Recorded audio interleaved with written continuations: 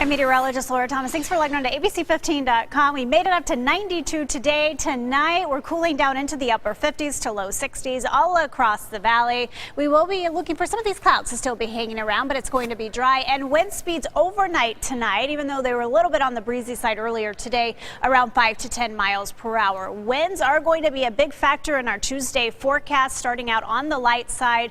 But watch what happens as we get into the lunch hour. Near 14 mile per hour sustained winds near 20 miles per hour even later in the day, with gusts up to 30 miles per hour. And behind a cold front, we are going to be looking for those temperatures to be dropping into the low 80s for tomorrow afternoon. Other places across the state much stronger. Take a look at this. Again, those valley gusts between 20 and 30 miles per hour, but high country 40 to 45 miles per hour. That includes Flagstaff and that northeast pocket of the state.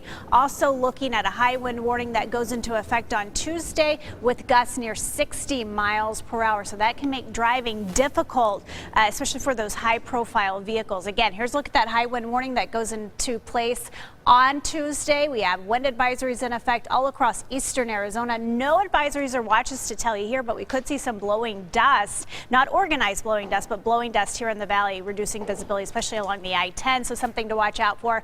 And we also have numerous red flag warnings that go into place tomorrow due to the low relative humidities, these strong winds. The fire danger also going to be very high as we get into the next couple of days. All of this part of a very strong storm system. Now the bulk of the storm system stays to the north. You can see this is where we're expecting to see some snowfall, a very cold storm system. As it pushes off to the east, it kicks this cold front through. As we get into Tuesday, that brings the winds and it brings the cooler temperatures statewide.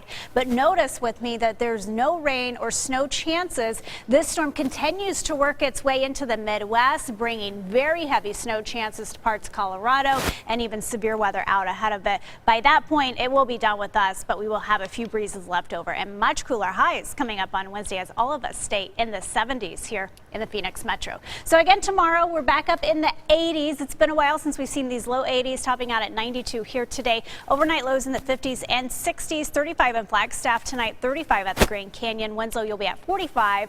72 tomorrow, 52 in Flagstaff for a high, 65 in Kingman. Prescott hitting 62, and we'll keep those 70s for highs out west for Bullhead City and Lake Havasu. Again, it's all going to be about these drop in temperatures and these very strong winds. Still a little gusty Wednesday morning before that system works its way further to the east. Back up in the 80s quickly, though, Thursday and Friday, with breezes returning on Saturday.